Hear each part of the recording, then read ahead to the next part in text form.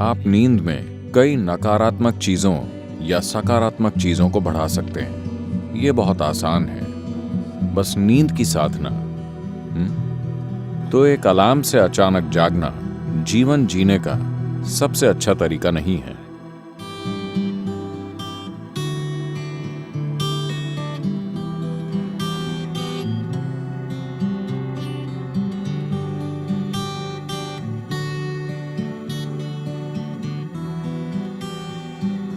आप में से कितने लोग किसी दिन सुबह उठने के बाद बेवजह बहुत बुरा महसूस करते हैं? बिल्कुल बेवजह। अगर साल में कम से कम 2-3 बार भी ऐसा हो रहा है, अगर ऐसा है तो आपको सोने से पहले कुछ चीजें करनी चाहिए। ये बहुत ही महत्वपूर्ण है, क्योंकि आपको समझना चाहिए कि आप नींद में कई नकारात्मक चीजों या सकारात्मक चीजों को बढ़ा सकते हैं। आप नींद में सुखदता या अप्रियता को बहुत कुशलता से बिना रुकावट के बढ़ा सकते हैं। आप दिन में भी उन्हें बढ़ा सकते हैं, पर कई रुकावटें होंगी, वो बहुत कुशलता से नहीं होता। पर अगर आप किसी निश्चित तरह से सोने जाते हैं और सुबह बहुत बुरा महसूस करते हुए उठते हैं, बिल्कुल बेवजह, तो मतलब आप रात में बहुत कुशलता से चीजों को सेते हैं, खराब अंडों को। बात सिर्फ मानसिक अशांति की नहीं है, ये समय के साथ बड़ी शारीरिक समस्याएं पैदा कर सकता है। ये महत्वपूर्ण है कि आप इन चीजों को अपने जीवन से हटाएं।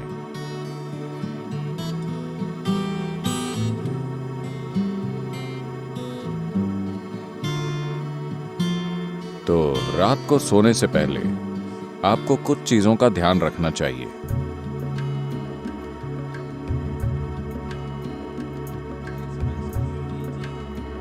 अगर आप मांस और वैसा भोजन करते हैं तो उसे सोने से कम 3 से 4 घंटे पहले खाएं, ताकि पाचन पूरा हो जाए। सोने से पहले थोड़ा पानी पीकर सोने जाएं। आप देखेंगे कि इसी से वो ठीक हो जाएगा।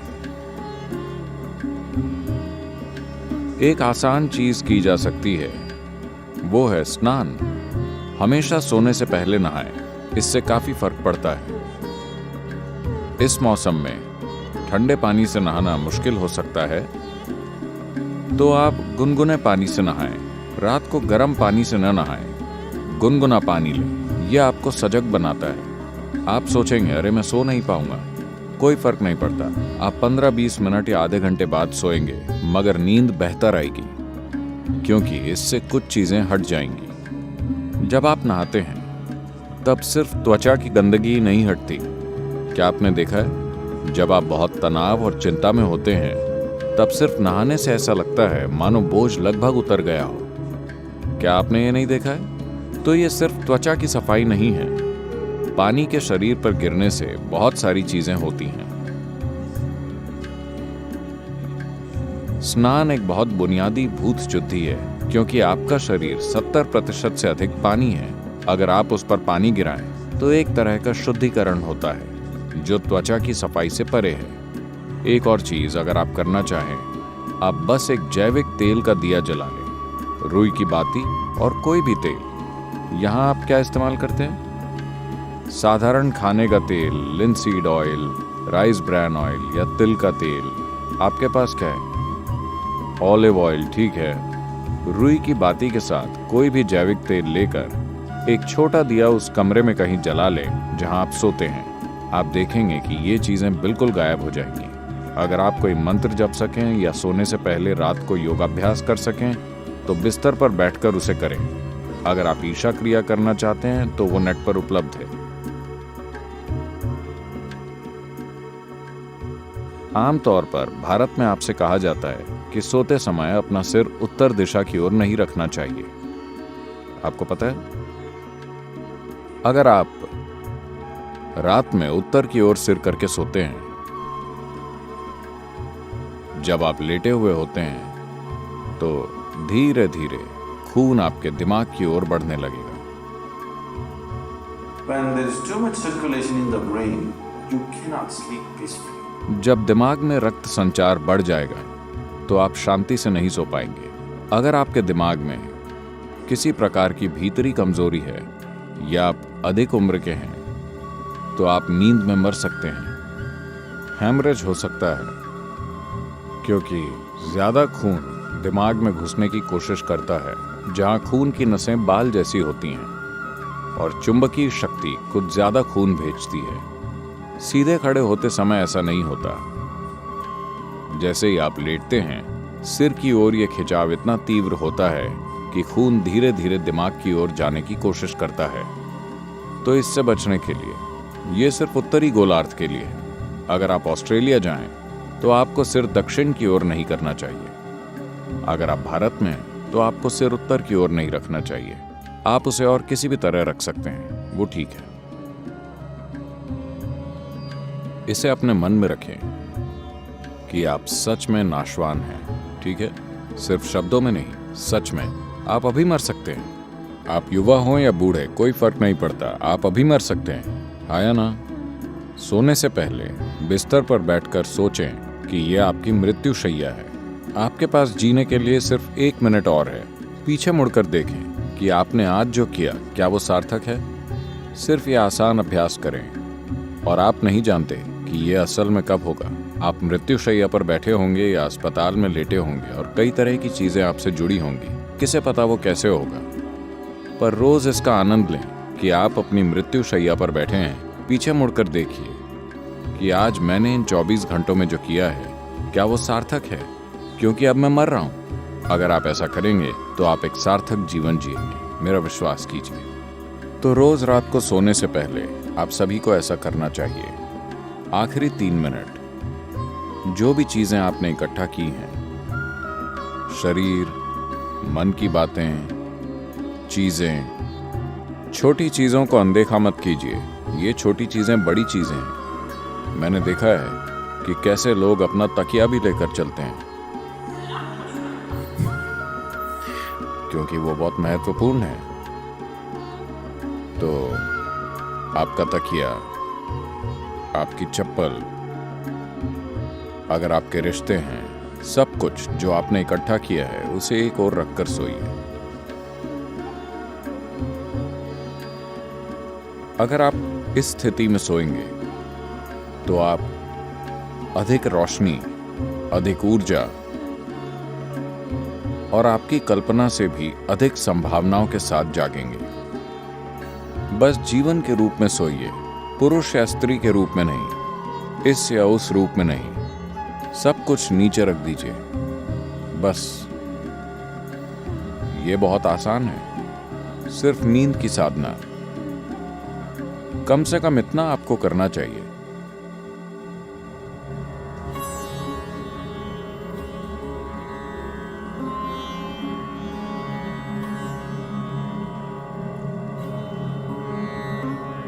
तो आप जैसी ध्वनियों में जागते हैं वो कई रूपों में आपके दिन की प्रकृति और आपके जीवन का भविष्य तय करेंगी। तो एक अलार्म से अचानक जागना जीवन जीने का सबसे अच्छा तरीका नहीं है। अच्छा होगा कि अगर आपकी नींद, जिस तरह का भोजन आप करते हैं और जिस तरह के विचार और भावनाएं अपने अंदर रखते हैं और आपने अपने शरीर में जीवंतता का जो स्तर बनाए रखा है, उससे तय होगा कि आपको कितनी नींद की जरूरत है। मान लीजिए आपको 8 या 12 घंटे की नींद की जरूरत है। मैंने गलत संख्या बोल दी। आपको जितनी भी नींद चाहिए, आप अपनी जरूरत जानते हैं। So you go to bed early. तो पर्याप्त जल्दी सोने चले जाएं ताकि आप अपने आप जाग सकें। अगर आप खुद जागते हैं और मान लीजिए आपको संदेह है कि आप जाग पाएंगे या नहीं, तो अगर आपके पास कोई मंत्र है, अगर आप किसी वैराग्य मंत्र से जुड़ गए हैं, तो आप उसका इस्तेमाल कर सकते हैं। शारीरिक रूप से आपका एक महत्वपूर्ण पहलू है आपका हृदय, जो आपके रक्त संचार के लिए पंपिंग स्टेशन है, जो शरीर में जीवन भरता है। ये ना हो तो कुछ नहीं होगा। ये बाईं तरफ से शुरू होता है। तो आपको पता है, भारत में आपसे कहा जाता है कि आप जब जागें तो आपको दाहिनी तरफ करवट लेकर उठना चाहिए। बताया है, अगर आप बाईं तरफ करवट लेकर उठेंगे तो आपके साथ खराब चीजें होंगी। खराब चीजें उस तरह नहीं, जब आप आराम की स्थिति में होते हैं, जब शरीर आराम में होता है, तो मेटाबॉलिक क्रिया धीमी होती है। जब आप उठते हैं तो सक्रियता में एक उछाल आता है। इसीलिए भारत में कहा जाता है, देखिए ये चीजें जीवन का हिस्सा थीं, इन्हें आप छोड़ रहे हैं। जीवन का पूरा विज्ञान जीवन का हिस्सा था। आपसे कहा गया कि सुबह जागने से पहले अपनी हथेलियां आपस में रगड़कर ऐसे देखना चाहिए। Not see like this. You must place it upon your eyes. देखना नहीं, आपको उसे अपनी आंखों पर रखना चाहिए। आप ऐसा कीजिए, आपको भगवान दिखेंगे। ये भगवान देखने के बारे में नहीं है। अगर आप इन दोनों को साथ रगड़ेंगे तो सभी नसों के सिरे, आपके हाथों में ढेर सारी नसों के सिरे होते हैं। अगर आप ऐसा करते हैं तो शरीर तुरंत जाग जाता है।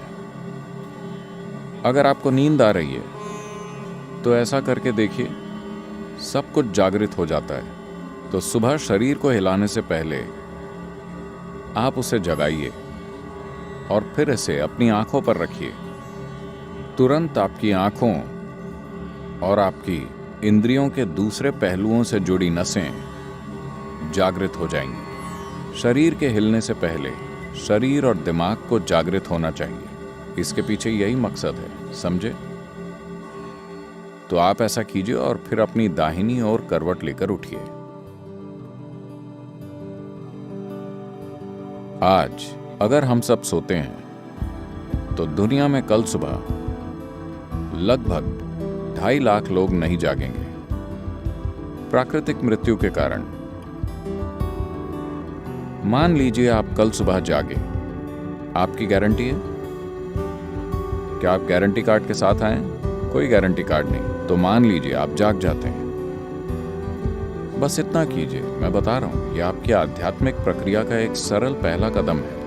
कल सुबह जब आप जागें तब जांचिए, आप वाकई जगे हैं या मर गए। अगर आप जगे हैं तो एक छोटा सा जश्न तो बनता है। आपको उठकर नाचने की जरूरत नहीं है, कम से कम आप मुस्कुरा सकते हैं कि अब भी जीवित हैं। 2.5 लाख लोग मर गए, वो आपकी और मेरी तरह थे। They went off, isn't it? उड़ गए, है ना? कहीं भी देखिए वो नहीं मिलेंगे। यहां मैं अब भी जीवित हूं। एक बड़ी मुस्कुराहट आप देंगे? मैं मैनेज करने की बात कर रहा हूं। अगर 2.5 लाख लोग मर गए तो कम से कम 30 से 50 लाख लोगों ने अपना कोई प्रियजन खो दिया। आप उन 3, 4, 5 लोगों को देखिए जो आपके लिए मायने रखते हैं, वो सभी आज जिंदा हैं। एक और बड़ी मुस्कुराहट देंगे या नहीं? जिंदा।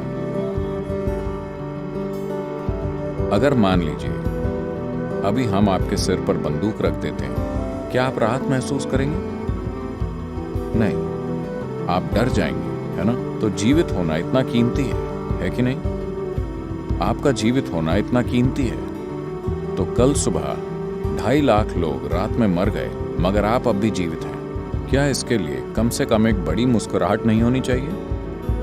और सभी लोग जो आपके लिए मायने रखते हैं वो सब आज जीवित हैं। एक और बड़ी मुस्कुराहट।